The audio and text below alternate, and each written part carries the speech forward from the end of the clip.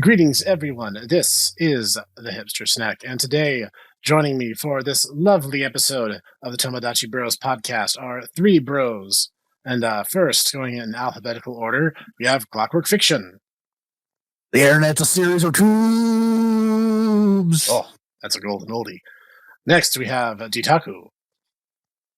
Which is funny because I think that's your weapon in Chroma Squad. I mean, probably. Yeah, don't look now, but I'm right behind you. Oh, no! And with us also is Mr. Noodle. Hello, I'm Noodle. He was indeed not snuffed out by the immortal Eldritch Goddess Queen. He is still with us, thankfully. Yes, I wasn't snuffed out. She did not, in fact, resurrect me to serve her needs. Yes, that's what my NDA says, and I'm sticking to it. That seems fair. It's okay, Noodle. As I understand it, the immortal God Queen is currently elsewhere, in another state. So it's okay. You can talk to us. It's all right. Yeah, but she might be listening. I was about to say, the podcast is public, so I don't fault you for being cautious. So we have a rousing bout of nerd news by the sounds of it. Yes, we do. I have a little list here. Unless you guys have something to chime in first, I'll just start going through the list that I have. I'm good. Alrighty. So we'll start with bad news first, and we'll get into the better news. Fair enough. Random news. Overwatch 2 is now on Steam. Whether that's good news or bad news for you is up for debate. But if you decided you don't care about Blizzard's browser, but you do care about Steam and decide to get Overwatch 2 on that, you're free to. The good, somewhat of a good news if you don't like esports, which I think is a decent amount of people here, at least on this channel. The Overwatch League is paying teams about approximately $6 million per team if they decide to leave the Overwatch League, with an approximate $116 million total. So if they all decide to take it, then the esports scene for Overwatch is pretty much gone. And, Wait, to make sure I'm understanding what you're saying, are you telling me right now that they are paying them to quit esports? That's what the articles I've been reading make it sound like. Whether it's they're kind of hyperboling it up or like that is up for debate, and I don't know the factual statistics because I'm not that in with that kind of stuff as I would like to be sometimes. But it sounds like if you decide you want to leave, the team gets to split up, gets a settlement payment, which if all teams were to leave, the settlement payment for all teams getting the $6 million cut would be approximately $116 million total. This strikes me as them just throwing up their arms and going, we done goofed. Which is really interesting because which is another one of their games that had an esports scene. Pretty much, if I remember correctly, don't quote me on this one. I think most of the teams and everybody got like an email and a tweet saying they no longer have jobs in the esports scene because they just like, no, we're not gonna do it anymore. No settlement, no nothing. It was like a hand wave gesture, and then it was gone. And then suddenly, hundreds of people lost their jobs. 100 players lost their source of income from tournaments, and it was just like, and I to be perfectly honest with you, Overwatch League was super hyped up. It was supposed to be like every city's gonna have their own team, this and that and the third, and it's just like it floundered so hard. It doesn't help that Overwatch watching spectator mode is really hard to watch too. We're like trying to figure out what's going on. Just for the average Joe to look there, it's like I see a lot of lights. That's all I see. I don't know what is going on at all. Yeah, it does not make any sense. Let's not forget the entire thing of the esport being incredibly artificial and them really putting the cart before the horse. And they're just like, guys, if we just make it, people will love it. And everyone was just like, no. But that movie. There was a I don't remember if it was a commentator or a player. I remember someone had said beforehand, Scott, you do not make the corporation cannot make an esports for their game. The community makes the esports for their game, which is why fighting games, shooting games, and everything. And people play it for a long time. People decide to get together, start putting money down on it, or start doing tournaments, and then and then a grassroots esports or tournament scene grows, and then you get like an esports community, a la Evo and then a lot of like the Counter-Strike League and all that kind of stuff that spawned from it. The Overwatch League was, we're going to put down a giant investment and we're going to turn this into esports. That's not how that works, unfortunately. Yeah, you can't. I was just going to say what they wanted it to be like a big name, like like MLB or NFL. That's what they wanted. They wanted it to just be big and the cultural institution from the very beginning. But yeah, it was all very artificial. Yeah. And then another weird news is that Diablo 4 released their season patch 1.1.0, and all across the board, nerfs and terrible decisions. It is so bad, in fact, that the community was so outraged that they put out a statement saying that they're going to be releasing a new patch soon, reverting most of the decisions that they made, which include, nerfing a bunch of classes that didn't need to be nerfed. A lot of the issues that a lot of classes had were not resolved. I think they said like the premium chests you get, not like a paid chest, but like the premium chests you get called Helltide chests, which they got nerfed, and the rewards in that was less. Grinding itself became more. You had to grind more to get more levels, so they artificially extended the playtime of the game for some reason. And they also, because of the giant nerf to everybody's power, they made the game inadvertently harder and more cumbersome to play at a time when Diablo was all about killing millions of demons at your own pace.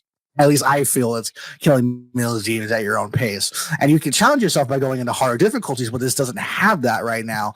In the terms that we don't have like Torment 20 or 30 right now. We have like 3 difficulties or 4 difficulties. Because I'm not sure. I haven't really gotten that far into it, but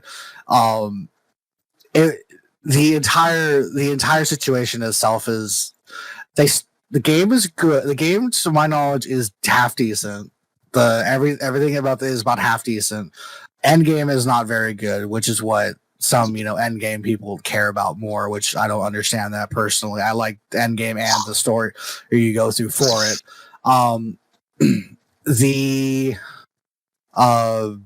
But yeah, the decision they made for doing seasons and what they thought that would make seasons fun, I guess, because I don't know how nerfing everything to the ground is fun. Yeah, that's not going to happen. Also, side note that I didn't put in the notes, and I don't know if this is illegal or not, because I'm not a lawyer. Blizzard has a battle pass that released with this as well. They have it particularly placed in a section that's easy to misclick by mistake when you're checking your season journey, and it does not have a confirmation of purchase. It just goes straight to the purchase of the premium battle pass. I think at least 7 streamers, prolific or not, I don't know who exactly they are personally, have said that they have accidentally bought the premium pass when they didn't mean to when they were going through content, because it did not ask for any information. It literally is click purchase. Your money's in Blizzard's hands now. Which not is terrible. only does that not surprise me, I'm just going to lay down a blanket statement. Unless your name is Deep Rock Galactic, don't have a battle pass, because none of you guys have any idea what you're doing. Just I agree stop. with that. Like just stop.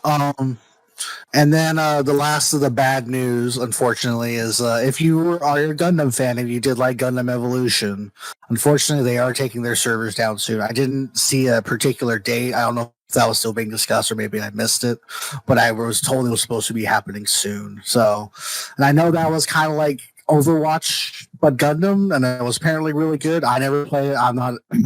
I wouldn't say huge in Gundam. I don't know Gundam that much. I never was really in my sphere. Although I've been telling myself I need to watch the shows and the movies and everything and get into it because I like mecha and that sort of kind of thing. It's just for some reason I missed this one somehow.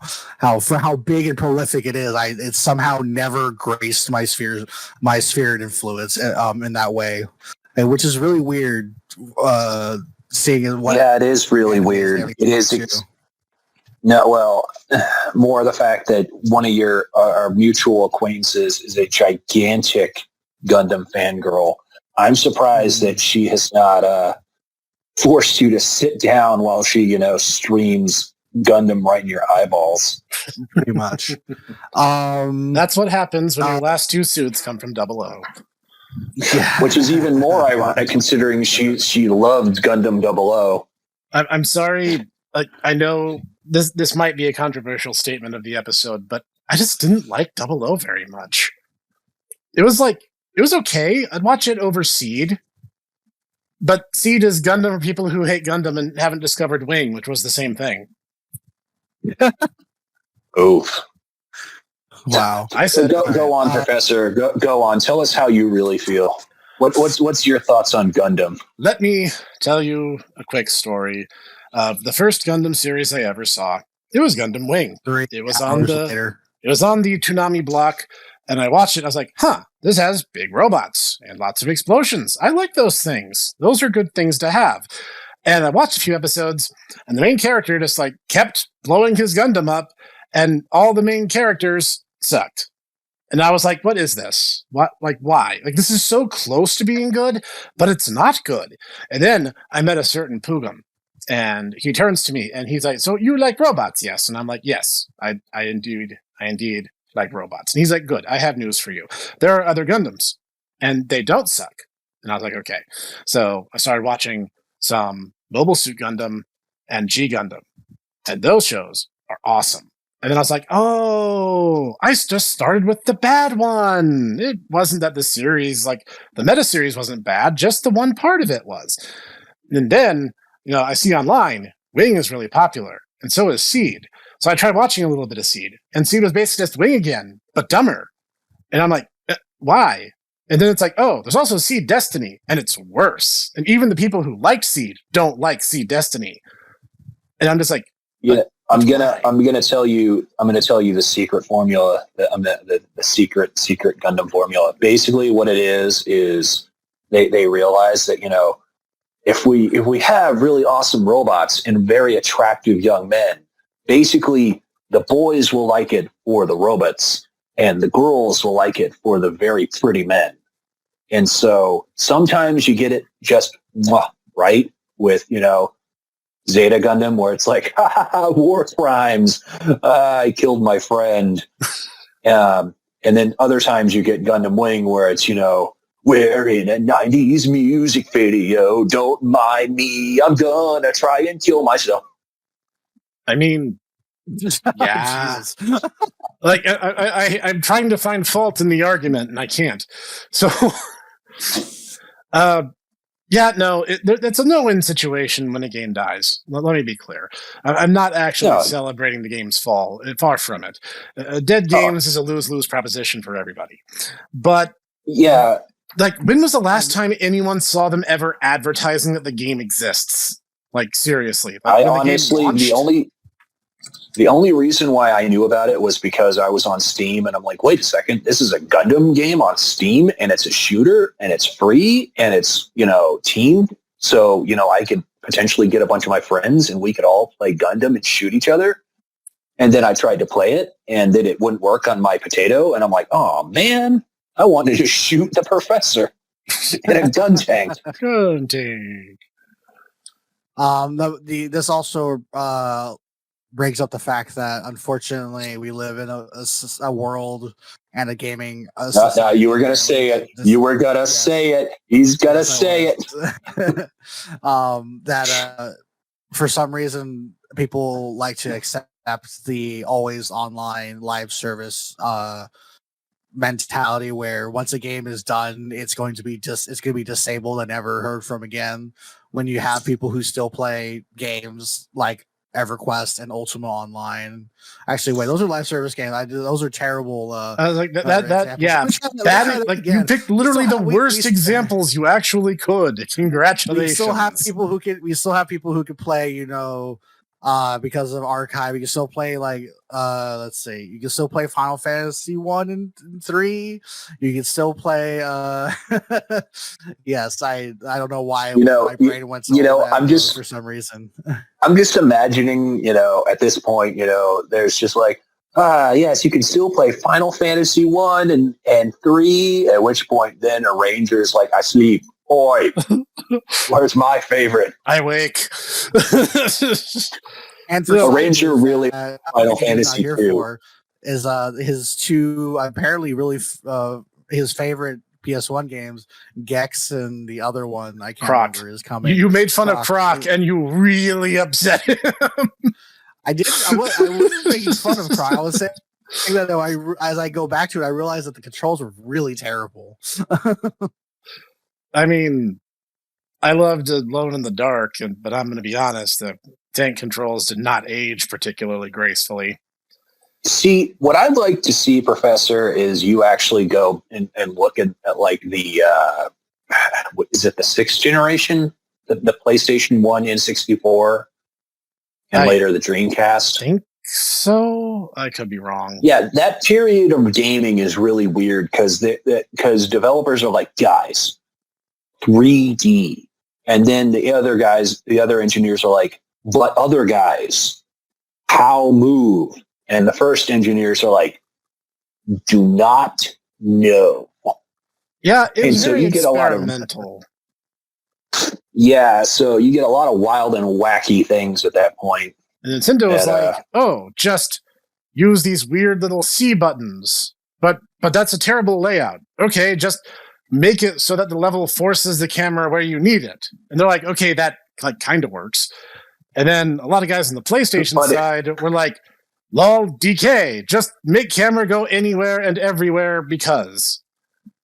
Honestly, I am of the opinion that Octodad was one of the N64's senior developers.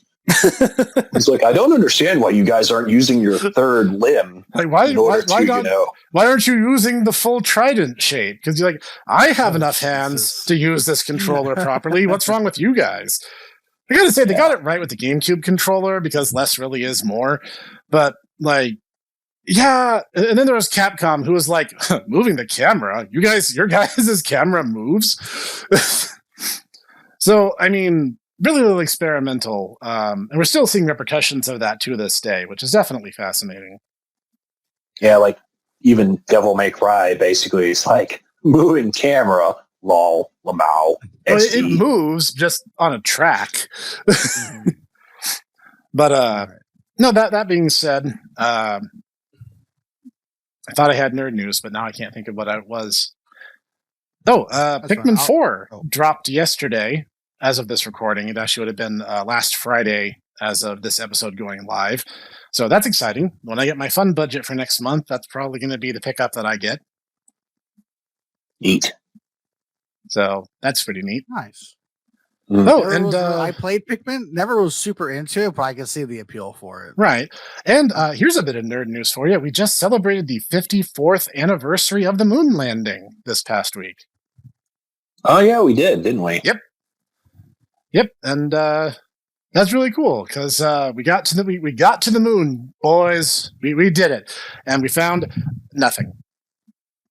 No space Babylons. That just means that we need to go further into the final frontier. There were no dragons. There were no space Babylons for hot bod, handsome face, or space captain face. I'm sorry, that was a different strong bad doppelganger. And so obviously the problem is just the Milky Way, and we need to go way, way further out to find dragons or space Babylons. But one step at a time. What'll happen if the space Babylons are actually dragons? I see this as an absolute win. All right. To continue on, Okay, are we just gonna have nothing but news from Clockwork?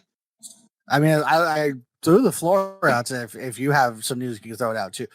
That's why I wanted to go last. No, it's going to be a case of you're going to talk about a bunch of DLC fighters, and it's going to be okay, that's yeah. Well, we're 20 minutes in, so let's do a bullet point version. Yes. Give us the rundown, Clockwork. Well, the good news, we have Rashid coming out for Street Fighter 6, July 24, 2023. If you like the character from Street Fighter 5, he's coming out. Mortal Kombat 1 released their DLC pack that they're going to be releasing after the game is out. I'm assuming it's with the characters. The character they're coming in with in time. It is Quan Chi, Takeda, and Ermac as returning characters, and 2 new multiverse characters, I guess you could say, since they're not from the universe, is Homelander and Omni-Man. Which I feel are decent picks. At least on the Mortal Kombat side. I don't know Omni-Man or Homelander very well, or pretty much anything about them, so I can't make that decision. And then the one thing I wanted to talk about that I kind of wish Arranger was here for, because I think he was the one who was really excited for this, or it might have been Cog, was they released the Armored Core 6 story trailer, which looked really, really good. No actual gameplay or anything like that. I'm assuming most of because the content, or at least the video, looked like the other trailer they showed. That actual gameplay in it looks really good. Release date for that is August 25th, 2023. There is a rumor that some people have gotten the hold of the box of the game in Japan, and it seems like it's going to have multiplayer and a spectator system. So it sounds like possible PvP combat. Question mark? I'm not 100% sure on that. Noodle actually is a big fan of those. Why don't we ask him? I recall the earlier ones having multiplayer. I do not recall there being multiplayer, at least in 4 and 4 Answer, which I played. Or it might have been online only multiplayer, which we were poor, and I didn't have Xbox Live then, so it wouldn't have really mattered. But there wasn't local multiplayer or anything on those ones. But yes, I am a huge fan of Armored Core. It's like I'm a huge fan of pretty much everything FromSoft makes, except for those things that are PlayStation exclusive. God, exclusive things in 2020. Jesus. We were still hoping that one day Bloodborne will become non-exclusive to everything. That's never going to happen. That's most likely not. But we also said the same thing about Demon Souls. Like what happened? Oh wait, Demon Souls is exclusive still. Oh, PlayStation. Yeah. I could have sworn that had a contract limit date on it, though. I might be wrong. I don't see. The problem is that Sony is basically like one of those deep sea squids. It's like once it gets its tentacles on something, it never lets go. Well, and one of the reasons that Bloodborne is exclusive is because Sony literally helped pay for its development. Well, it's not just that. I get that, and like as I understand it, that was part of the thing with Demon Souls too. But like a lot of the games that were on the PlayStation 1, like Clockwork's Baby, Breath of Fire 3, or SMT 3 Nocturne just came out officially, had a port on PC last year from a game that was is almost is old enough that it could actually not only vote but also drink in the United States now. It came out in 2002, I want to say. So, yeah.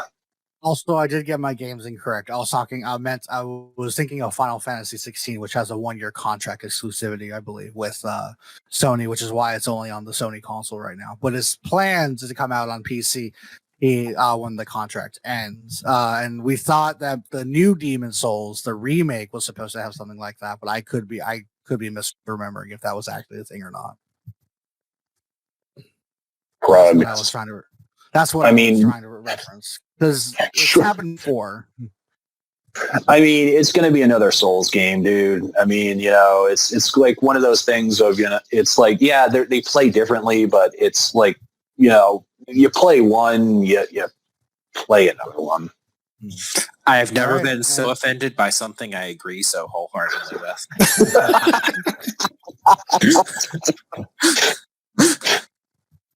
I mean, I know that, they do play differently, but it's like, you collect the things. If you die, you lose your things.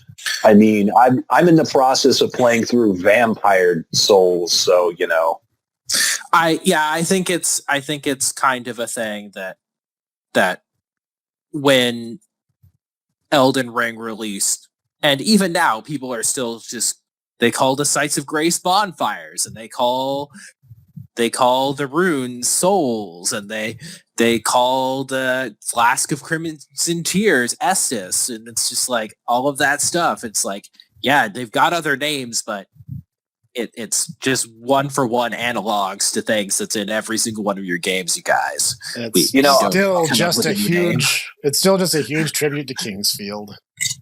So I'll say this: there's going to be you're going to get a nanite booster that's going to recover your HP, right? All right, we have to crucify Clockwork now. Okay, so we're gonna throw him down the stairs, and then have a thing that says this guy blasphemed against our Lord and Savior Miyazaki. Look, you know what? I have my pros and cons aimed towards the Souls games, but like, don't start dragging Cyberpunk into this. Okay, don't. Don't tape the Souls games with Cyberpunk. Come on. I wasn't dragging Cyberpunk into this. I was dragging the fact that an Estus Flask would be like a booster that would heal your tank by recovery. You are entirely thinking of this too literally there, Clockwork. I know, but still. I know I am, but still. That's how I work, unfortunately, sometimes. All right. But yes, other than that, that's all the news I had. Great. Yes, awesome. I was just saying I'm entirely with the Sneck on this one. Don't you dare taint Armored Core by bringing terrible things like Cyberpunk into it. Come on. Oh. All right. So now that we're half an hour into our episode for this week, let's get to the point, shall we? Are you guys ready? Because we're going to talk about some bad guys. Or rather, I should say, we're going to talk about antagonists and what makes them good or bad antagonists. But you see, here's the thing. Clockwork was just proving our point by holding our podcast hostage. Oh. And, I'm sure what he's doing is he's going, you see there, Professor Snick. I am holding your podcast hostage, and now you have to listen to me talk about Street Fighter 6. Clockwork while I have my moon laser. Clockwork is Professor Bad Doom? Yes. Which is funny, as I'm the one who voices Bad Doom. Yes, that was the original joke. In case anyone missed that the joke was that Bad Doom and Snecko were supposed to be me poking fun at that guy with the glasses skits. Because it was all me talking to myself. There's literally no one else who speaks in that entire episode but me. In case that was too subtle, Yeah. I think, honestly, that was... I think it's great with the remastered version that you did. Unfortunately, I feel like it went over the audience's head, and they did not appreciate the sheer brilliance of the fact that it literally is you just It's literally just badly photoshopped versions of you talking to other badly photoshopped versions of yourself. That's literally the joke. I even draw attention to it when Starfish Stalin Snek Kaijin jumps on screen. I say, I need to find another hat because it's me getting into character for another character coming on screen. That's literally why I say that. So let's talk about Bad Doom. What made Bad Doom compelling villain for exactly 3,249 episodes before we finally decided to let him retire with the Godzilla Destroy All Monsters Melee episode? Well, I think it was the fact that he had a tragic backstory. He did. Where he could not. And so, instead of trying to, go on a path of strengthening his body and his beard in order to, become the true, Dr. Beard Doom, he sadly went down the path of evil. He made that choice. Yep. And he only can grow his villainous mustache. Unlike Snek, he is the mirror, to Snek, where Snek is trying to get better and become, stronger. Bad Doom turned to evil and quick, easy ways to get good, like looking up FAQs online. Oh. No one would do that. No, I definitely never, ever needed a guide to finish a game ever before. That's good. Cough. That would be, leading down the path of evil. That's an interesting villain backstory. Let's actually touch upon villain backstories, because you know what I'm really sick of? And this is going to be my negative. What's that, Professor? I am so sick and tired, and this is mostly a Disney thing, but lots of other people are emulating it because they're like, oh my gosh, you know Cruella de Vil? She was not just a psychopath who hated animals. She actually had this really, really sad / kind of darkly hilarious backstory about dogs killing her mom. So she's like totally vindicated, and it turns out she's like really cool and sophisticated and deep and she was a psychopath. The entire point was that her name was Cruel Devil. I wouldn't say that she's a psychopath, more that she was just kind of a jaded old money aristocrat. But I mean, it's the entire point is that, she's not a nice person. She literally has hired hitmen that are stealing things from people and, threatening others. She's not a good person. And the Margot Robbie film is just, I don't know. It's really weird. It's really weird. It's like trying to be a period piece and yet also simultaneously trying to be like, ooh, girl power. And like they did the same thing with the Maleficent movie.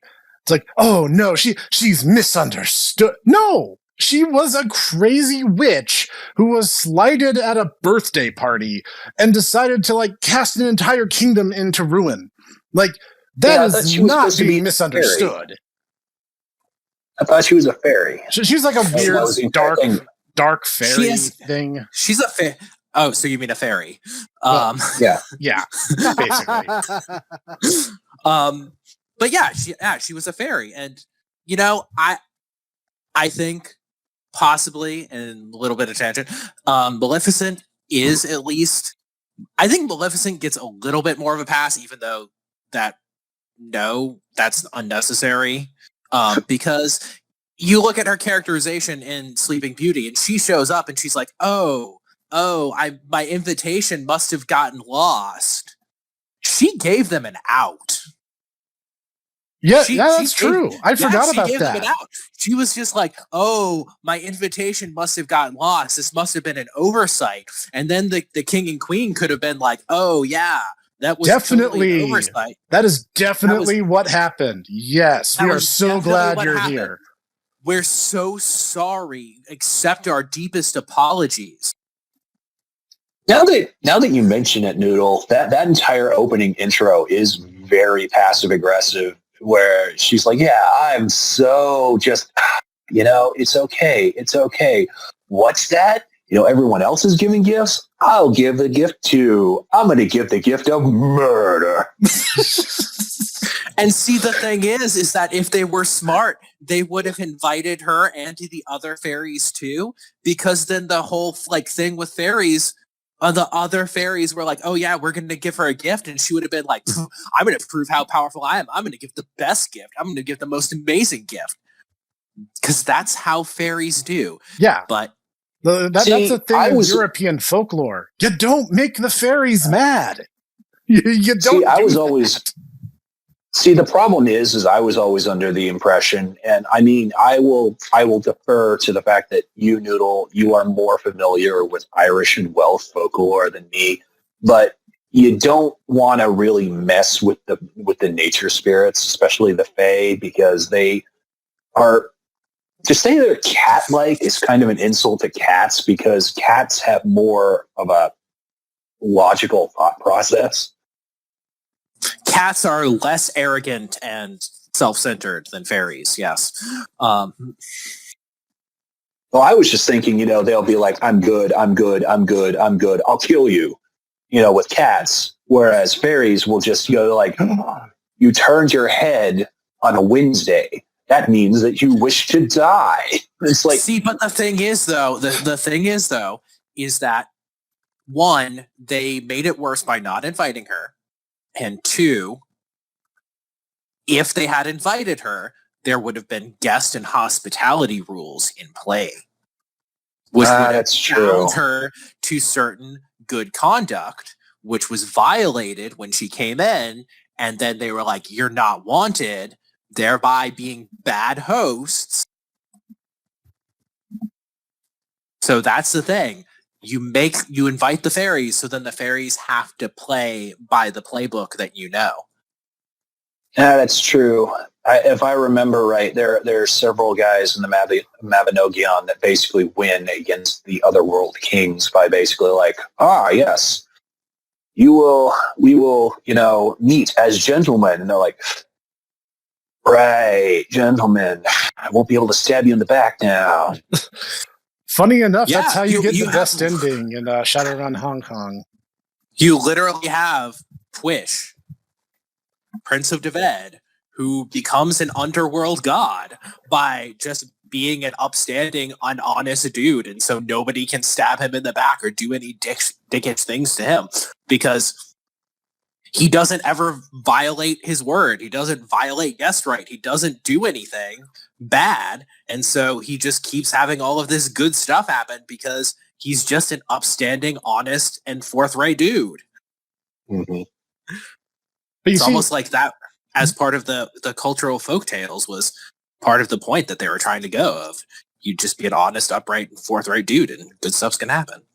But I think this whole trend, because we've got off a very long tangent about fairies, I think that whole trend really has Wicked to blame, and the weirdly insane popularity that musical had. Controversial statement number 2, Wicked was not that good. I don't get what the fuss is. Which, okay, are you talking about the book? Because I've read the book, and oh my goodness, it is not good, but I don't want to derail us even more. I did not read the book. I was forced to watch the musical, and the entire time I'm like, it's almost over, right? We're on like the 3rd song. It's almost over, right? Yeah, I'm sorry. I did not like it. Well, I'm going to say this, Professor. A TLDR version, you like the Oz books, right? You made a joke in one of your earlier books to Ozma. Yes. So, I assume you're a fan. Read the first 3, I believe. Well, if you like those, don't read Wicked. It is someone who is knowledgeable of the series, but honestly seems to have an axe to grind, and is just like, these books were popular. I'm going to use them because they're in the open domain, so I can just use them and I don't have to pay anybody. It's not a work of love or passion. It's a work of someone with an agenda. Yes. But to kind of loop this whole thing around, I think, the things that make antagonists good are not the things that make for good protagonists. Hence why trying to take an antagonist from a previous work and sympathize them and turn them into a protagonist is not usually great and probably won't work unless you do kind of what George Lucas did and have your entire story about your protagonist be their fall to evil to become the antagonist in a original work. Just saying. I would argue on the opposite end of that. I agree, but I would argue that as a writer, as a creative, it's good to know, like in your series canon, it's good to know it's like this is what this particular person, be they a Dark Lord or whatever, wants, what their thoughts and feelings are. But at the same time, you need not present it to the world. You don't need to have, for instance, the Dark Lord Sauron go, "Oh, if only Witch King of Angmar, if only they knew that I loved to collect thimbles. I just wish to have my hands again so I can collect my thimbles." And, then the Witch King of Angmar would just, pat him on the back and be like, "Oh, there, Lord, we'll get you your body. We just need to kill a bunch more Gondorians in order to do that." It's like, yes, as a creative, you can know that, Dark Lord Sauron likes thimbles, but you don't need to really bring it to the fore unless it's relevant to the plot. As someone who's really kind of OCD and autistic, I love that stuff. I love knowing all these things about my characters and, like how that would make them behave. But at the same time, I understand that it's not something that most people really care about. And honestly, you kind of get lost in the weeds if you're trying to just add that to your story. I mean, I've often heard the phrase that the antagonist of a story is just the protagonist of their own tale. But I want to say that I think that misses the point of certain flavors of villain. Like, can anyone, for even a second, let's talk about a topic near and dear to our heart, Final Fantasy VI. Because essentially there are two main antagonists, depending on which leg of the game you're in. And spoiler alert, I'm not respecting spoilers for a game that's 25 years old. More than that, actually. Anyway, there's Emperor Gestahl, who is all like, "Yes, the Garlemald Empire will expand, and I don't care what you stupid peace-loving hippies have to say about it, because my empire is the best." And so, like, when you actually have the chance to meet and talk with him, like, he actually makes some fairly decent points. Then there's Kefka. And Kefka is literally just, "I want to kill everyone." Why? Because it amuses me. The end. This is not a deep or particularly nuanced villain. But I would argue, and here's my third controversial statement for the day, Kefka as a villain is not only far more engaging, far more interesting, and, yes, better characterized than your beloved Bishonen Sephiroth. Because Sephiroth didn't have a personality. He was literally a clump of Genova cells who only showed up on screen alive once. Twice. I'm sorry, there's two flashbacks to living Sephiroth.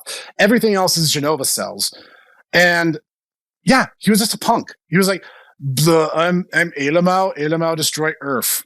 That's your plot of Final Fantasy VII. If you cut out all the unnecessary bits. I just need Final Grug 7 with everyone replaced with a caveman. Am Elamau and destroy Earth. Earth dumb. Earth throw rock at Earth. That's what I'm gonna say. Controversial noodle statement. All numbered Final Fantasies after 5 are downhill. 6 is still good, but it's all downhill from 5. Yeah, that's fair say, with the asterisk if you count that 14-1-0 as what actually, like, the truest form of Final Fantasy 14. I would agree with that statement. Whereas I think modern 14 is like a completely different game and better for it. So I all we need is that. Though. I'm just imagining to myself, just Noodle there doing, and the professor both doing the Predator, handshake, and it's like Final Fantasy V is the best because it is. Yeah, let's talk about the nuanceless villain, because Kefka is a villain with zero nuances. He has basically no motivation except that he's a psychopath. And he's like, oh, the Warring Triad statues. That will give me just infinite magic to all magic ever. What am I going to do with it? Blow everything up. Like, what else am I going to do with it? I mean, there are, you want to talk about Dark Souls, storytelling. There are implications. Like, as I understand it, if you talk to Sid and you talk to other Magitech scientists, they talk about how Kefka was... first off, is very unhinged, and secondly, was one of the earlier specimens that they used in order to implant magicite the way that they did with Celes.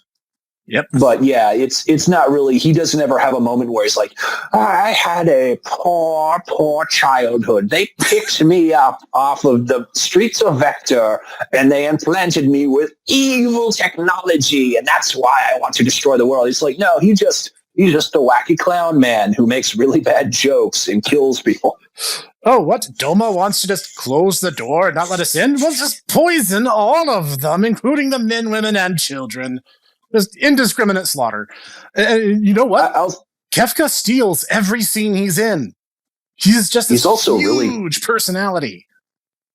So yeah, he's also really, really quotable. Like, honestly, the son of a submariner line just always gets me. That's one of my favorite parts of 6.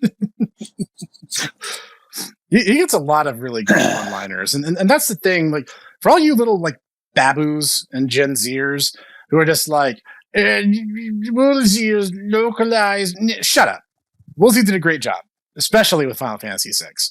And, like, Kefka just has like this huge stage presence. He shows up in a scene, his theme song cues, and you immediately know what's going down. Because like, yep. Are you still butthurt because of Gerard, Professor? A little. That is a snack talk for another time. That being said, like, okay, Kefka shows up on the outskirts of Doma as General Leo is getting a letter from the Emperor that he has to fall back. And Leo goes, okay, technically, with me gone, you're the next highest ranked officer, Kefka. Please, for the love of God, don't do anything hasty while I'm gone. And Kefka's like, me? Hasty? No. And the very second that Leo is out of eyesight, he's like, okay, time to start poisoning those civilians. Like, I'm to commit some... But sir, General Leo said that we couldn't do any war crimes. Well, I'm not General Leo. Yeah, and just like immediately just massacres the entire town of Doma, sans one samurai who didn't stop to take a drink at that particular moment in time. Like, you gotta say that is some very effective poison. He kills everyone. Yeah, he wipes out all of Doma except one man who somehow just didn't stop to get a drink of water. And like, he just does it. They didn't have to. Doma was not even a strategic location. He did it because he just wanted to kill people. And by the time you're fighting him as a final boss, he has more war crimes than you can shake a stick at. And you're like fighting in front of the gate of heaven because Kefka's ultimate goal is to cast down God and all the divine powers that be and just become the ultimate crazed god of destruction because he feels like it. And you know what? Still a better love story than Twilight, to bring back an old meme. The nuanceless villain is War Crimes. Kefka X War Crimes is my OTP. Now we have an episode title. Marvelous. So like, but that's the thing. It's like the villain needs to be a character who has a profound impact on the story. And you know what other really good villain, I mentioned this earlier and Yutaka kind of got a kick out of it. It's like, you know what other villain is just fantastic? Robbie Rotten from Lazy Town. Like, the man has one motivation. He wants to be a lazy sack of potatoes and just sleep the day away.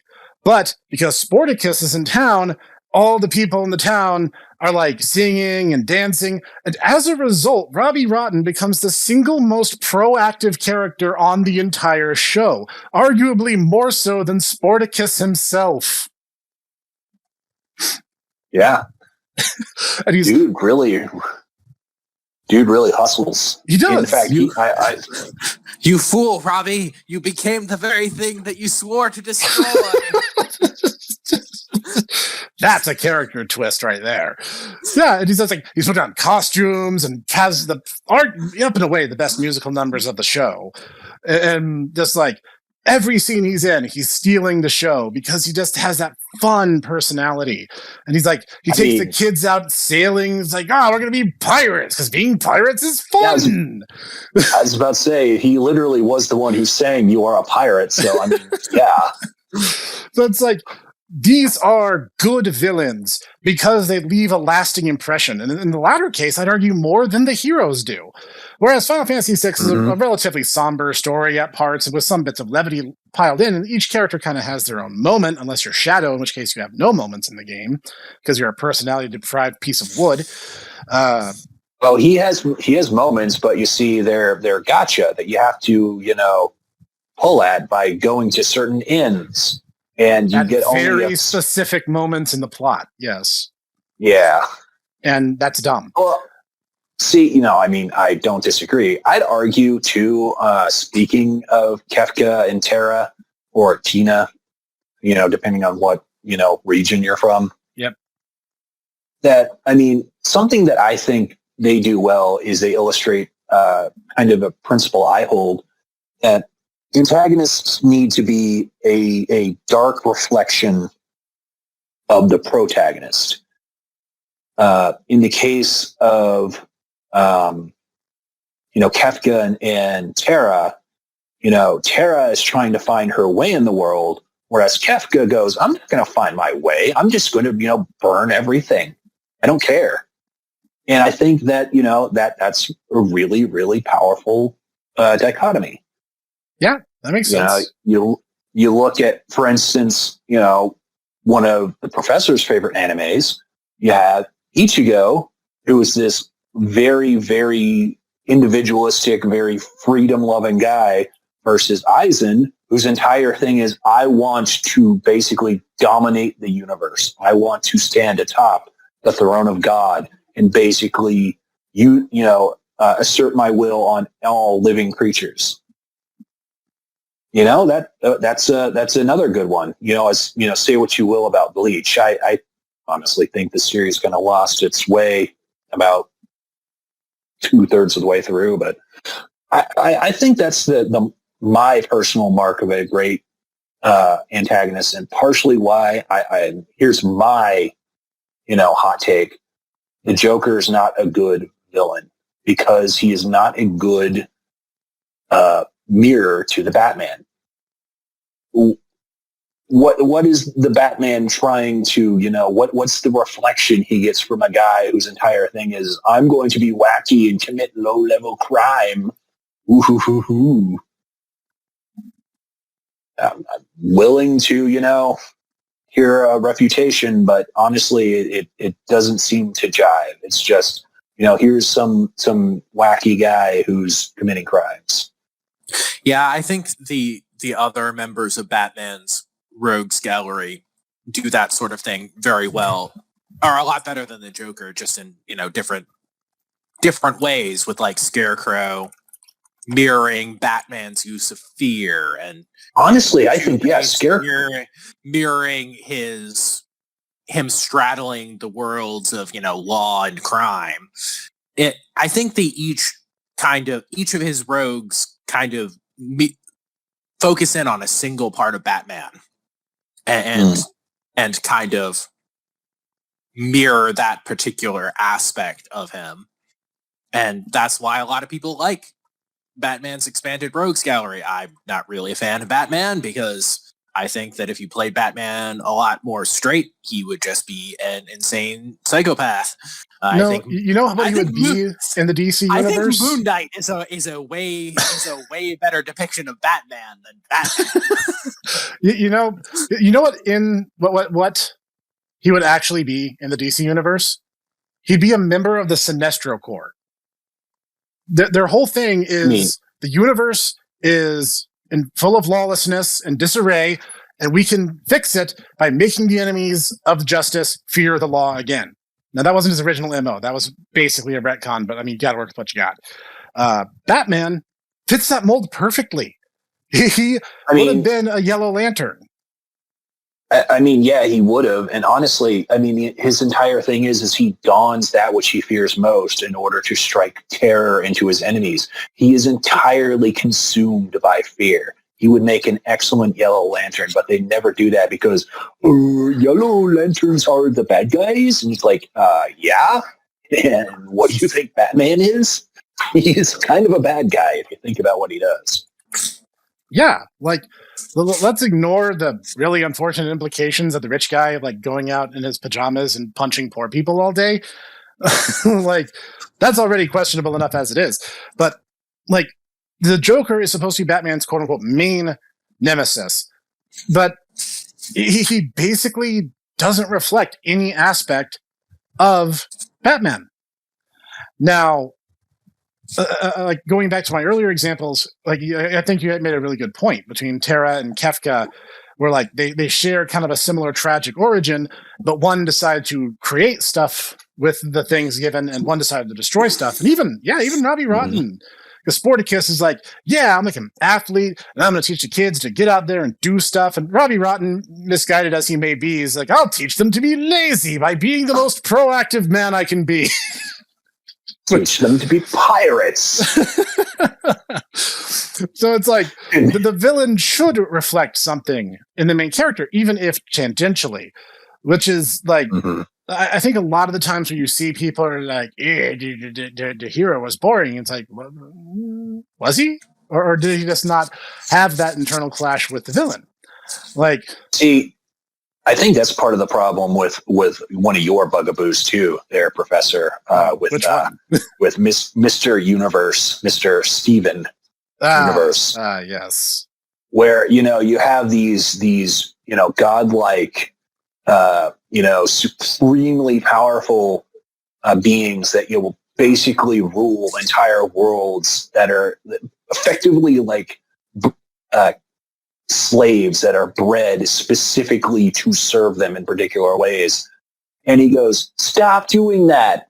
You need to be nice. And they go, oh, I've never thought about it that way. And it's like, wow, this could have been an interesting story, but you didn't because you didn't go there.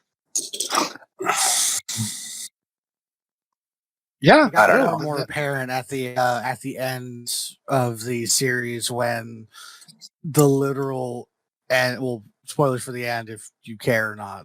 I don't know if anyone really cares here, to be perfectly honest. I'm assuming not. They've had their spoiler warning. The end is the end. Like the entire series is pretty much as people is talking solves everything. Even the worst problems, and then the worst literal problem happens where the two diamonds who are like, okay, we're just gonna just destroy the planet because forget it, this is getting too bad. And then he's like, well, what if you didn't? And what if you just like loved each other and love everybody else like everybody else? At this point, and he's like, you know what? Fair. And then the show goes on to its other thing, and I was just like. Okay, what? the funny thing is that the professor here actually made fun. I don't think he made fun specifically of that, but he made fun of that conceit with the very first April Fools. Yeah. Oh no, there's a giant monster. Why don't you kill yourself? Okay. I thought of that. See, and it wasn't like that. It wasn't like that in the beginning, though, because the beginning was more of a kind of adventure. Yeah, it was more action oriented. It was an adventure, kind of like what's going to be the monster of this episode that we have to fight and capture because of the corruption. And I was like, oh, this is pretty cool. And then like kind of Steven learning his powers and, as he slowly grows into them more and more, as he gets better using them. As it moves on, and then it just started getting more and more hockey preachy in a way, and I was just like, "Oh, I want more adventure." See, And the funny thing is that out of this arose the fact that the professor basically turned to me and goes, I bet you can't make your protagonist, try and befriend people and make it good. And I'm like, challenge accepted. But that's the thing. You can do that well. Like, I think actually probably the most compelling ending of the latter two parts of the Shadowrun Returns trilogy are done with high charisma builds. Because, like, okay, spoiler warning for a 10-year-old game. In Shadowrun Hong Kong, the whole point is the enemies are these very particular group of spirits. And they are very legalistic, they are very literal-minded, and they have a very specific terms under which they can do their negotiation. And you have to learn what those are, so you have to investigate them, and you have to play your cards right when the chips are down. If you do this, you can skip the final boss fight because you point out that they violated their own terms of the contract, and they're like, oh crap, we totally just did. And it basically forces them to get sucked into a wormhole into another dimension. Like, you also talking about in Dragonfall when you basically, because your charisma was so high, yeah, you can talk to the final boss. Basically, were like, don't do that. Feuerschwinger, don't burn Europe. And she's like, well, no, since you were nice and asked, it wasn't Feuerschwinger's fault. It wasn't Feuerschwinger's fault. It was the dude who was in control of the whole thing. And you basically get this moment before you go to Feuerschwinger's actual chamber, and you're like, hey, this is dumb. Here's why it's dumb, and this is what you need to do instead of what you're doing. And he's just like, if your charisma is really high and you do certain side missions throughout the game to get certain pieces of information, he'll be like, no, you can't make a good point. Like, how dare you make a good point? And then he's just like, oh man, no, you're actually right. Like, this is a terrible idea. And he actually will back down, and you skip the entire final boss fight. Is that the one? Is it Dragonfall, or is it the first game, Returns, where you get the if you're nice to your dog, then it'll turn into a hellhound? That is Dragonfall, because you have a team mascot, and if you're nice to him, which, like, there's literally no incentive to not be nice to him, he no matter what happens, he mutates into a Cerberus later on because he's actually an awakened dog. But if you're nice to him throughout the entire game, he loves you so much that he becomes a party member. Yes, there's actually a mechanical benefit to petting doggo. It's not just hunting grounds, yes. You should pet doggo at every opportunity. Yeah, it's not just a thing that you should do just because, Yeah. There's a mechanical benefit to it. No More Heroes, I think No More Heroes 2 specifically, gives you the chance to just play with your cat. And, like, I did it all the freaking time just because it was fun to stop and play with the cat.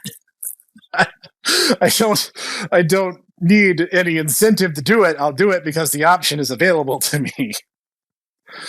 Which is weird in the next canonical or next chronological game, because then she can start talking and you're like, wait a second, you couldn't do that before.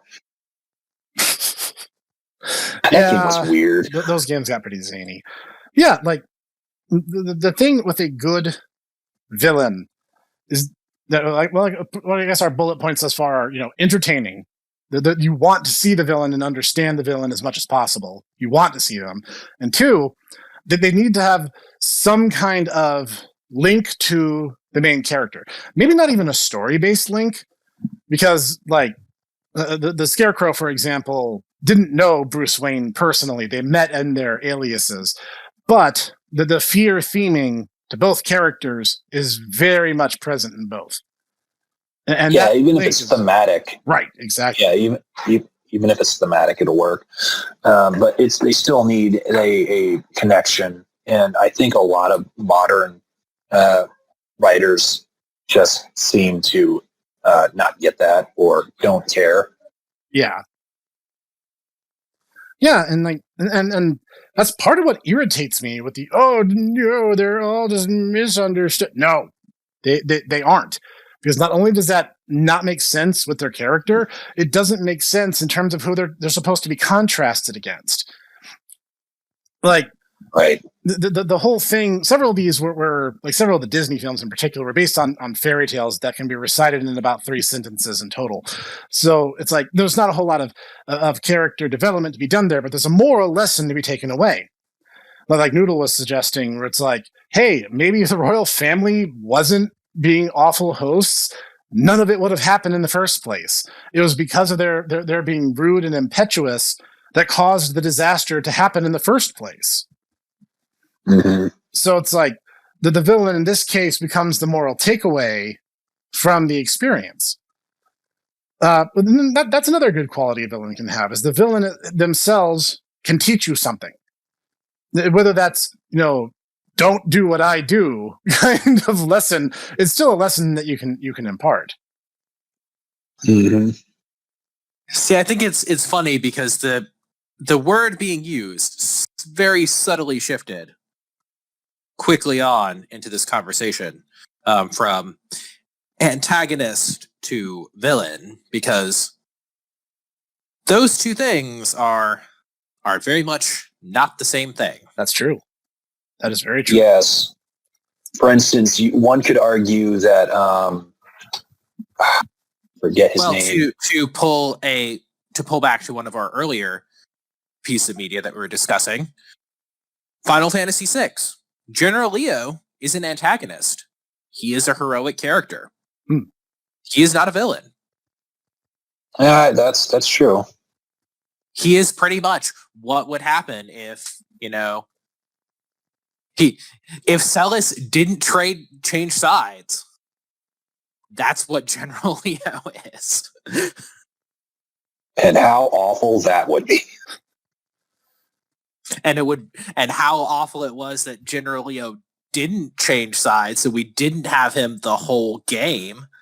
God. Yeah, but I mean, I'm not even sure how you.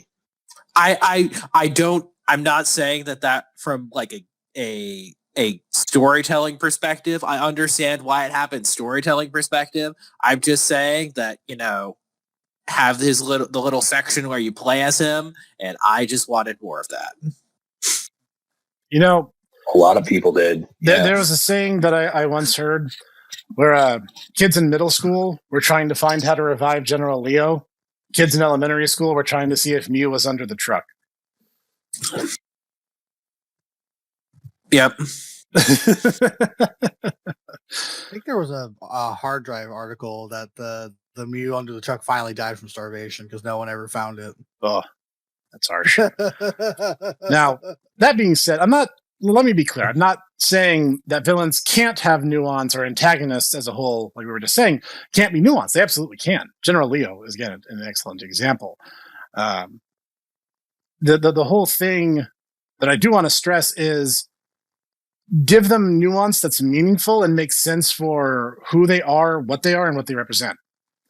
Because you end up in a lot of weird situations where the villain makes a much better point than the hero does, and you end up rooting for the villain and the quote-unquote villain of the story instead of who the story is actually supposed to be following.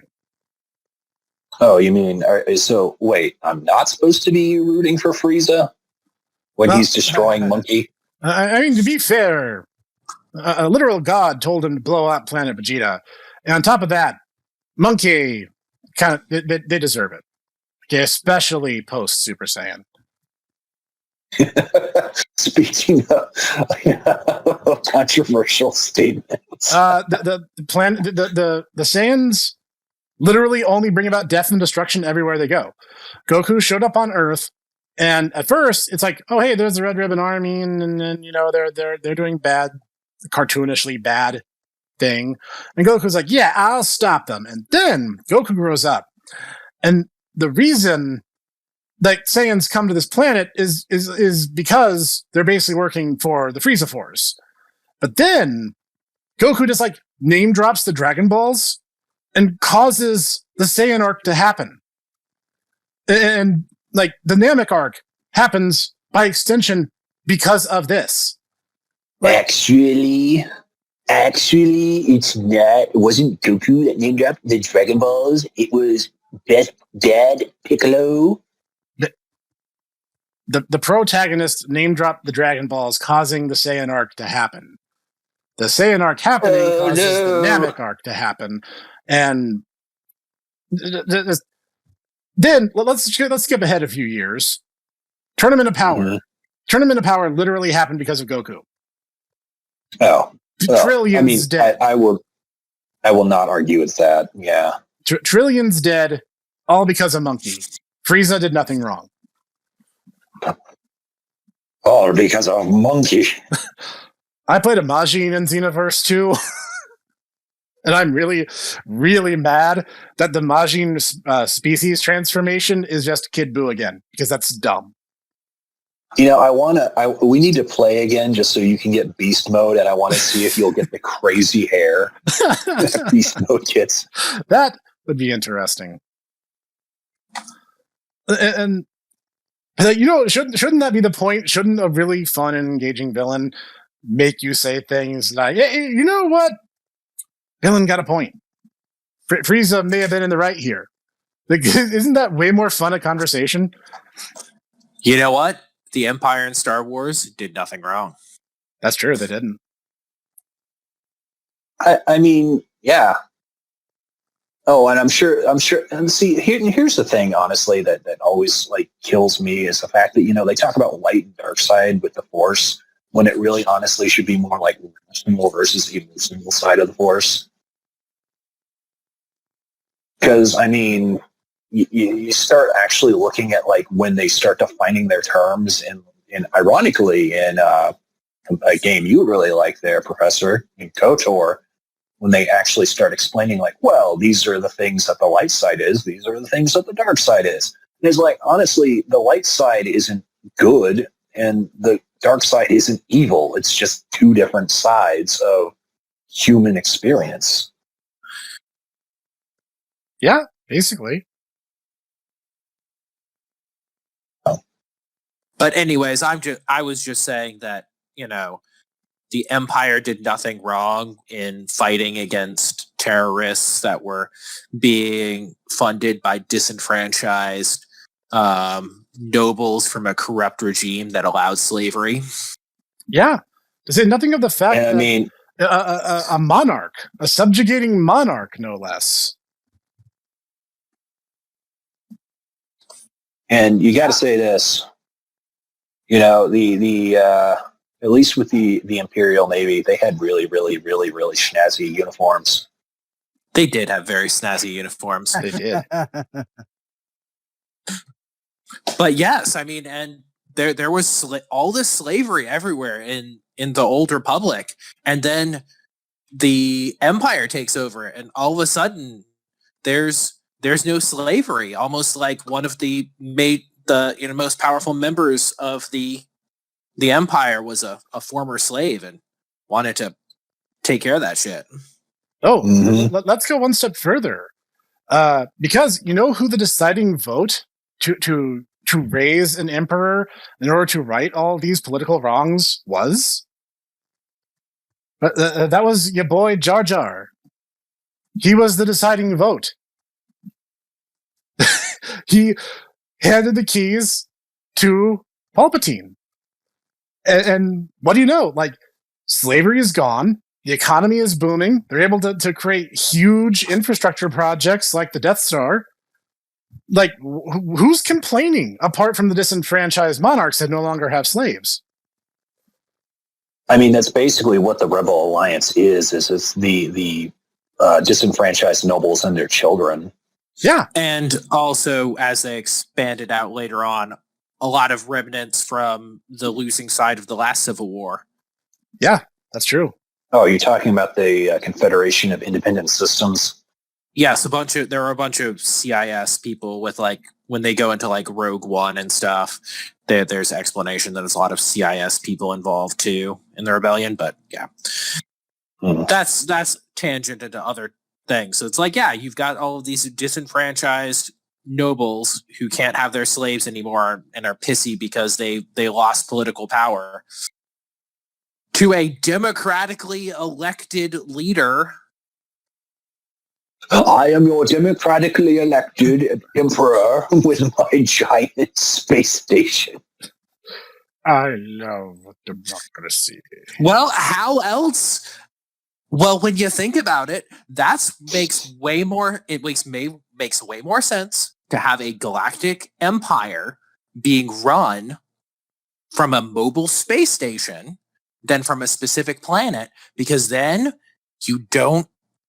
It's the same sort of thing that the founding fathers of the United States decided when they said that the capital couldn't be within any state. You can't have favoritism towards any of the specific planets, and you can have this mobile administrative center that goes around the entire galaxy, providing support as needed anywhere. It's great. It's awesome. It makes so much sense. And the fact that it has some weapons for self-defense is entirely ancillary.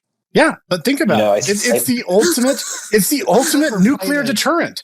Who is seriously going to raise arms against the ultimate "I win" button in space military? No one. They didn't have incentive to use it unless they absolutely had to. It was religious extremists who came along and could cause the whole thing to be destroyed, alongside trillions of dollars of taxpayer funding and the entire cast and crew who were on board.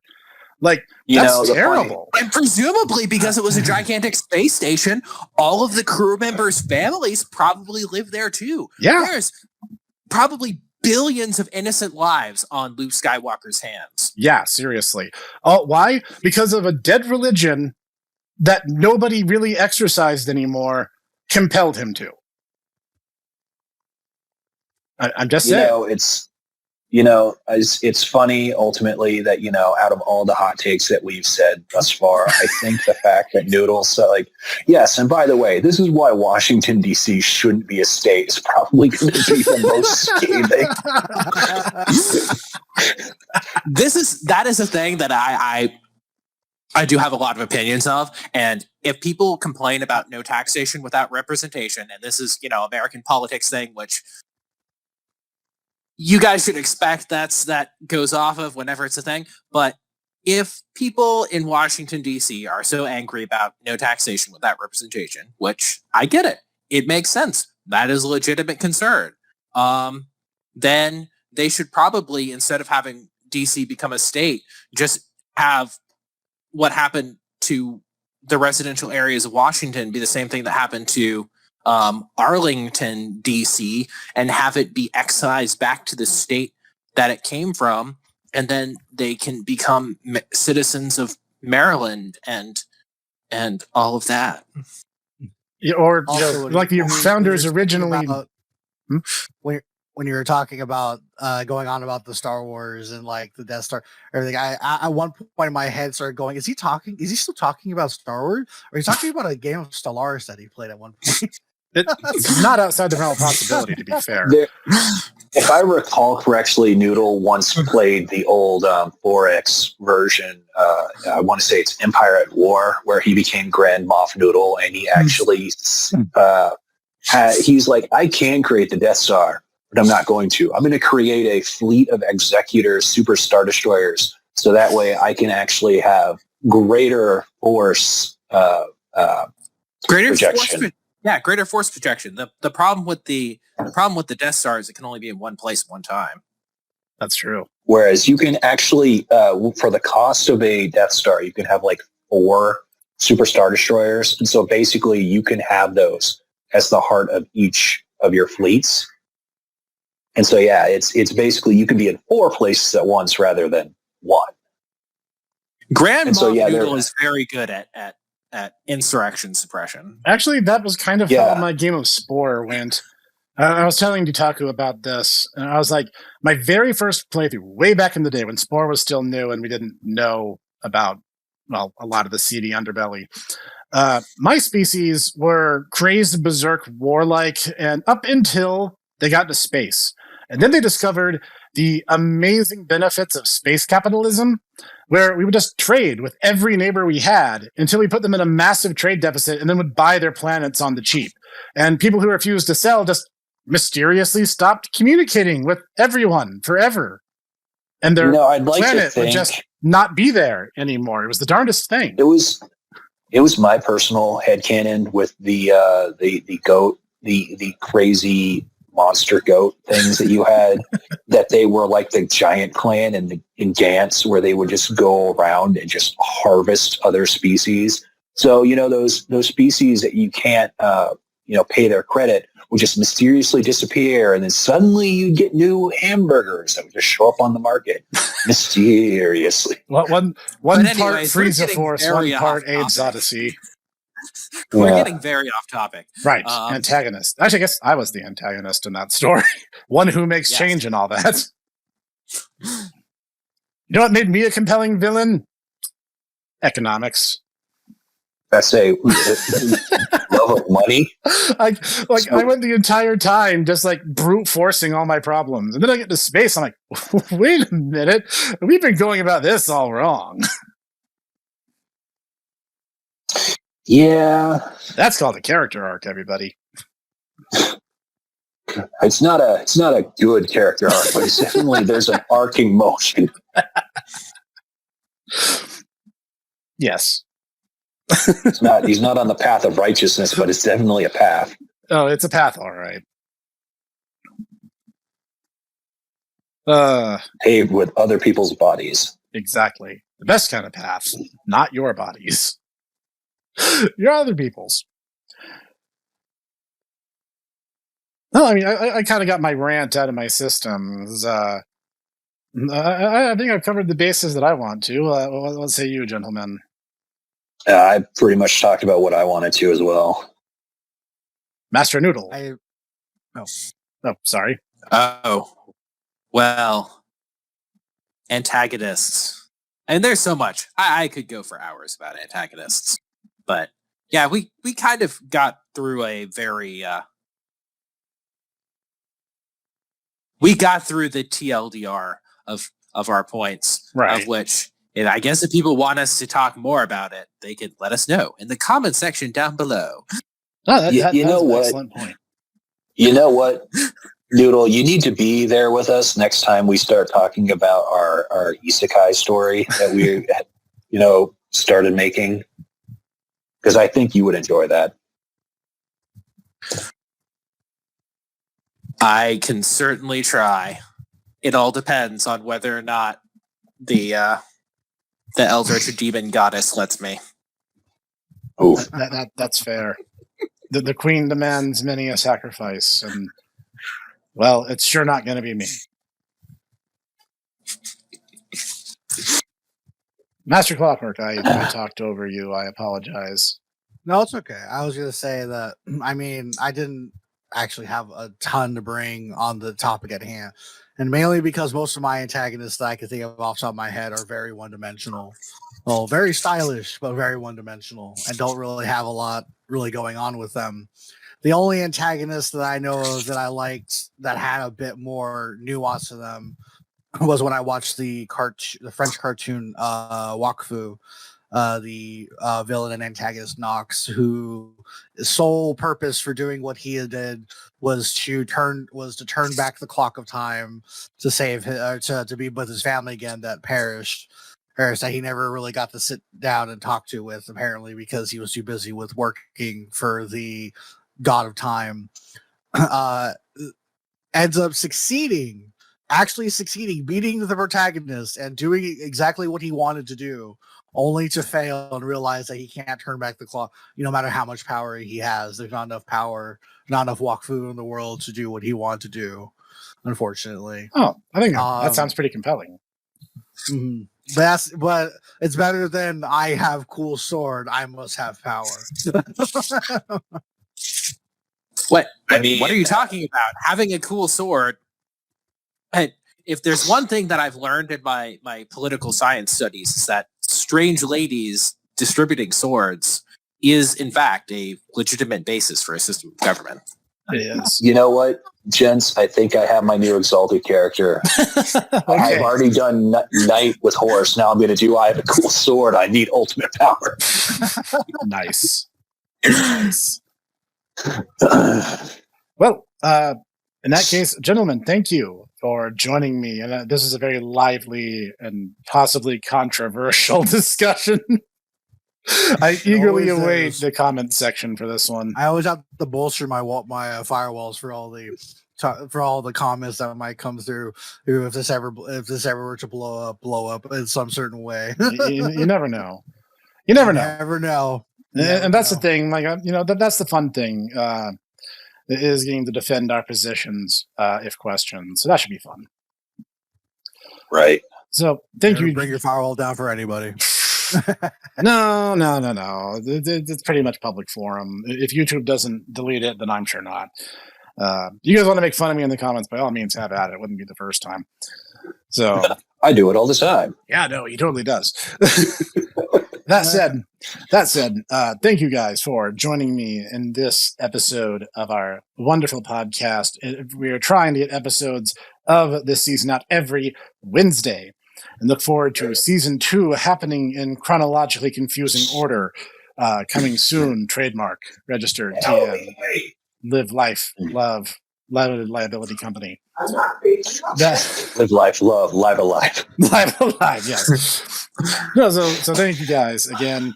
And everyone at home, make sure to like, comment, subscribe, and all that other shilling I am obligated by law to do. And maybe we'll see you guys in the next one.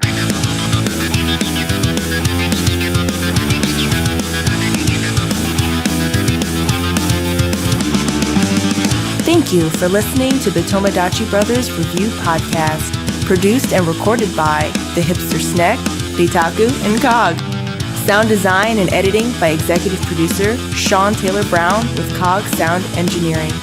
Music written and performed by Sean Taylor Brown with Costas Vaz of Core Insight Studio on the drums. We hope you enjoyed this episode. See you next time.